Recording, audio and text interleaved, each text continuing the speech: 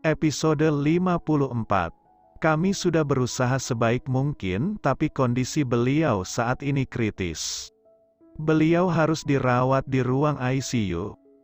Jelas sang dokter membuat Haikal terdiam, begitu juga Fajar.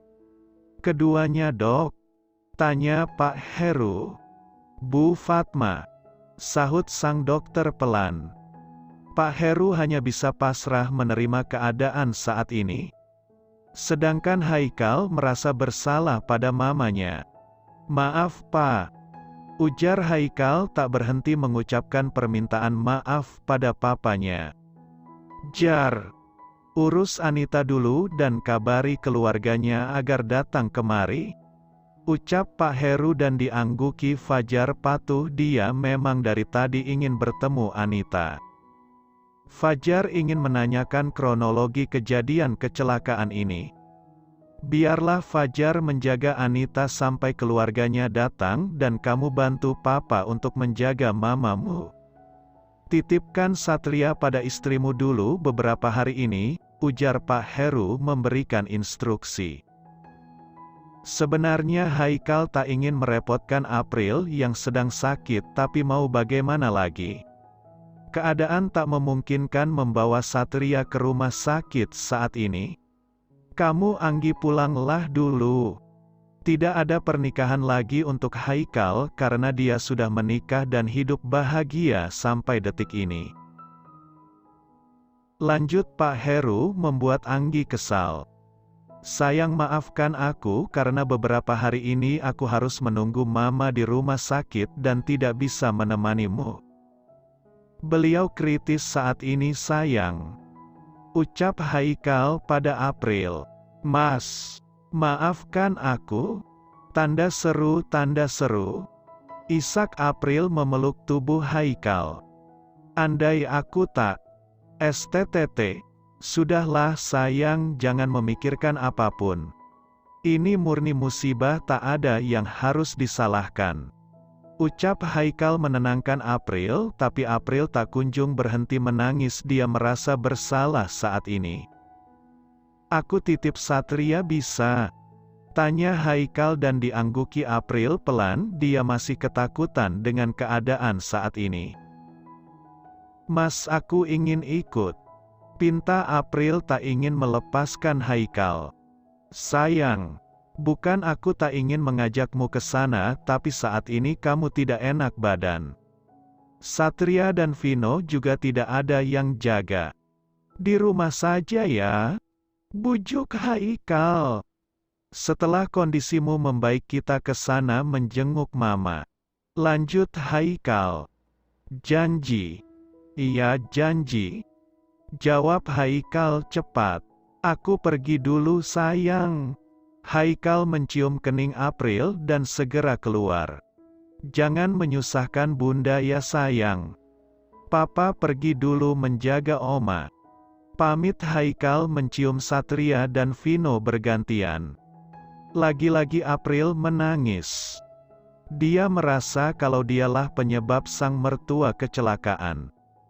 April takut jika terjadi sesuatu pada sang mertua, dia yang akan disalahkan oleh Haikal dan papanya. Tuhan, tolong jangan berikan aku cobaan yang tidak bisa aku pikul Tuhan. Aku lelah. Aku hanya ingin bahagia Tuhan. Apa ini caramu agar aku selalu mendekatkan diri padamu?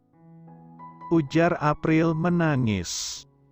3 hari sudah Bu Fatma dirawat di ruang ICU tak sadarkan diri. Sedangkan Anita sudah diperbolehkan pulang karena hanya mengalami luka ringan biasa.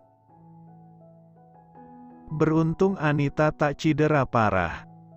Pa, apa tidak ada tanda-tanda sadar dari Mama? Tanya Haikal dan dijawab gelengan oleh Pak Heru. Ruangan yang sunyi hanya terdengar suara alat-alat medis yang melekat di tubuh Bu Fatma, membuat suasana semakin mencekam. Pa, istirahat saja biar aku yang menghentikan Papa menjaga Mama, ujar Haikal pelan. Dulu sewaktu kamu masih kecil mamamu selalu mengatur hidupmu. Hingga sampai saat kamu dewasa, bahkan sampai detik ini dia masih mengaturmu. Semua itu dia lakukan karena dirinya selalu diatur oleh mendiang kakekmu dulu. Bahkan menikah dengan papa pun kakekmu yang pilihkan. Ucap Pak Heru mulai membuka ceritanya. Pak Heru menghela nafas panjang mengingat pertama kali mereka bertemu dan akhirnya menikah.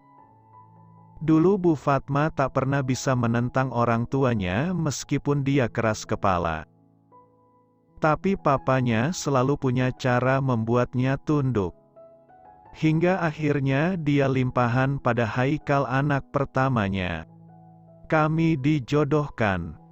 Tapi papa sudah berjanji akan menemani mamamu sampai akhir hayat meskipun dia keras kepala. Lanjut Pak Heru. Kedengarannya seperti balas dendam. Sahut Haikal. Bisa dibilang begitu, tapi sebenarnya dia sayang padamu, hanya caranya saja yang salah. Intinya dia ingin yang terbaik untukmu. Papa bahagia menikah dengan mama. Tanya Haikal. Meskipun tak bahagia, janji seorang pria sejati harus dipegang sampai mati. Papa hanya berharap suatu keajaiban datang pada mamamu, tapi sepertinya sulit, jawab Pak Heru tersenyum kecut. Mamamu tidak punya siapa-siapa selain papa. Kamu dan Fajar, dia anak tunggal. Sedangkan papa masih punya Om Damian. Kamu dan Fajar. Pa, jika rumah tangga tak bahagia percuma. Apalagi papa tidak terlalu tua, Pa. Papa tak pernah menuntut bahagia. Punya kamu dan Fajar sudah cukup bagi papa. Meskipun terkadang perempuan ini mengesalkan. Tapi dia punya sisi baik juga. Mamamu tak pernah berpaling dari papa meskipun dengan segudang harta. Dia perempuan setia, padahal bisa saja dia meninggalkan papa dan pergi dengan lelaki lain saat papanya tiada, tapi tak dilakukannya. Dia bertahan di sisi papa meskipun tiap hari dipenuhi dengan pertengkaran. Dia bertahan untuk kalian meskipun dia mendominasimu. Jika dia pergi akan ada yang kurang, jelas Pak Heru. Apa? Rumah akan sepi tanpa ocehannya. Jawab Pak Heru tersenyum kecil. Tapi kenapa hanya aku, Pak? Fajar tidak. Tanda seru titik. Karena kamu anak pertama yang kami punya. Karena kamu yang dari awal bisa diaturnya, sedangkan Fajar pembangkang.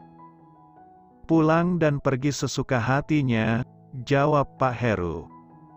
Haikal diam sejenak, memang benar ucapan papanya. Dia terlalu menurut dengan mamanya, bahkan selalu memanjakan perempuan itu. Aku hanya ingin menunjukkan baktiku, Pak. Boleh. Sebagai seorang anak boleh kamu tunjukkan baktimu, tapi bukan kelemahanmu yang bisa dijadikan senjata oleh mamamu. Lalu aku harus bagaimana? Tanya Haikal bingung. Pertahankan apa yang seharusnya kamu pertahanan. Perjuangkan apa yang patut diperjuangkan. Lagi-lagi Haikal menghela nafas panjang. Mungkin memang waktunya dia bahagia bersama April. Bukan lagi mengikuti kehendak mamanya. Tapi dari cerita papanya ini, Haikal jadi tahu kenapa mamanya berbuat demikian, semata-mata hanya ingin melepaskan rasa dendam pada kakeknya dulu. Perjuangan istrimu jika kamu rasa perempuan itu patut diperjuangkan. Lanjut Pak Heru dan diangguki Haikal pelan. Berbicara istri Haikal, teringat April di rumah. Sedang apa perempuan itu sudah tiba hari ini, Haikal tak begitu memperhatikannya karena sibuk di rumah sakit. Sayang, aku juga mau ikut mengunjungi mama. Rengek Adelia pada Damian. Si kembar, tinggalkan saja pada pengasuhnya sebentar sayang. Bagaimanapun juga aku pernah menjadi bagian dari hidupnya dulu. Ujar Adele. Bukan hanya dulu, sekarang pun dia masih bagian kita sayang. Dia kakak iparku. Sahut Damian. Iya. Tapi aku benar-benar ingin bertemu dengan beliau sayang. Baiklah, bersiap segera. Jawab Damian. Adelia tersenyum manis dan segera bersiap. Mengetahui Bu Fatma kecelakaan, Adele sedikit sedih meskipun perempuan itu selalu membuat jengkel dirinya. Tapi Adele masih bersyukur memiliki mereka. Karena Adele tidak memiliki keluarga lagi selain mereka.